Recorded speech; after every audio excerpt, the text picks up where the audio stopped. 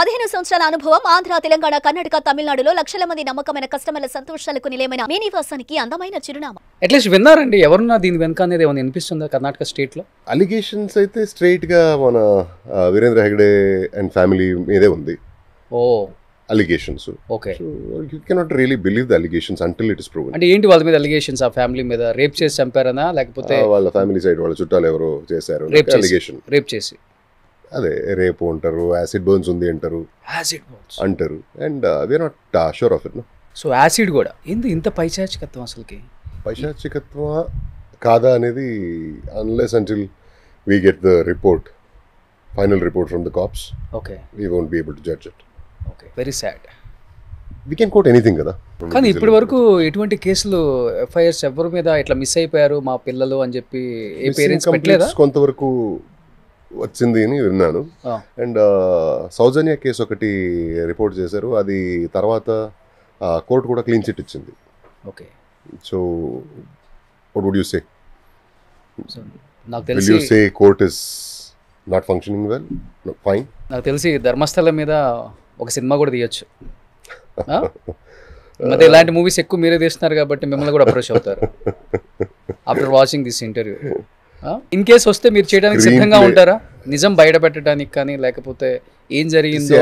If at all if somebody is offering a character about this movie tomorrow, no, I would say no. Because why? నిజాయితీ ఏంటో తెలుసుకోవాలి first. తెలిసిన తర్వాత present చేద్దాం. Just by, you know, we guess something, we hear something, somebody blames, somebody praises, వాటి మీద ఆధారపడి కథ రాసుకుంటే చేయలేము.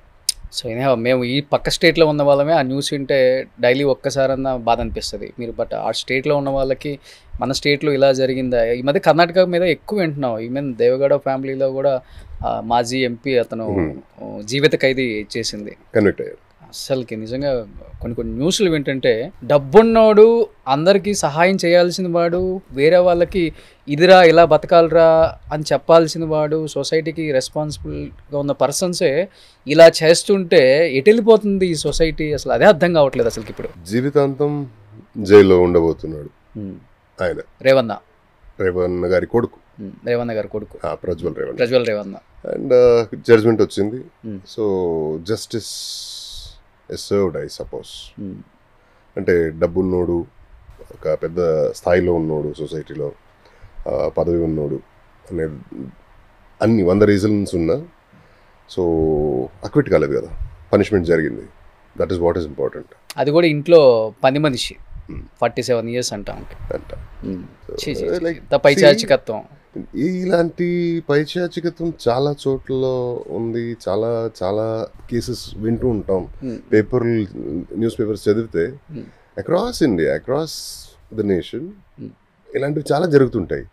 But when a person who is you know suppose to be responsible enough in life, మంచి చోట్లో మంచి పొజిషన్లో ఉన్న మనిషి, లేదా సెలబ్రిటీ, లేదా ఒక వెల్ నౌన్ ఫిగర్ ఇలాంటివి చేసినప్పుడు మనకి you know it reaches more audiences rather.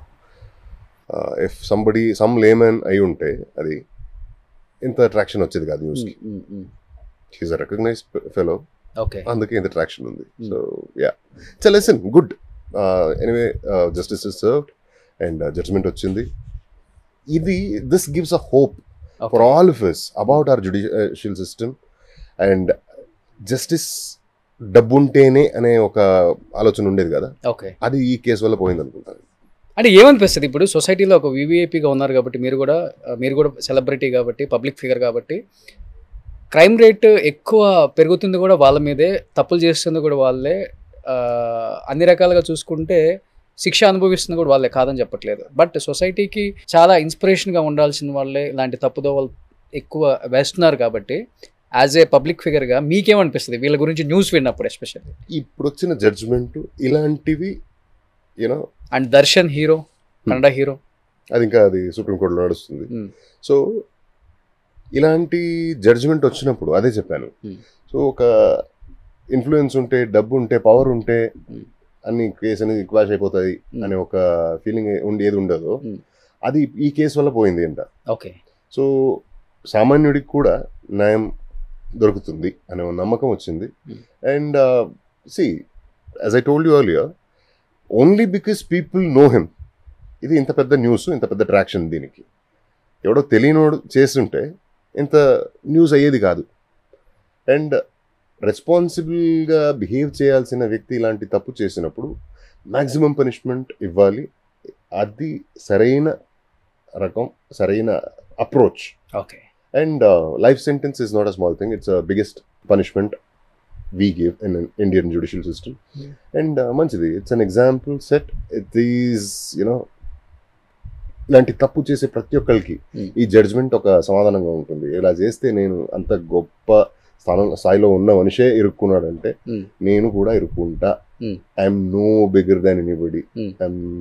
Justice is the greatest. భయపడుతుంటారు పబ్లిక్, అంటే డబ్బున్నోడు పబ్లిక్ ఫిగర్ లేకపోతే సెలబ్రిటీ అని చెప్పుకునేవాడు భయపడతాడు డెఫినెట్ గా. ప్రతి ఒక్కరు భయపడాలి.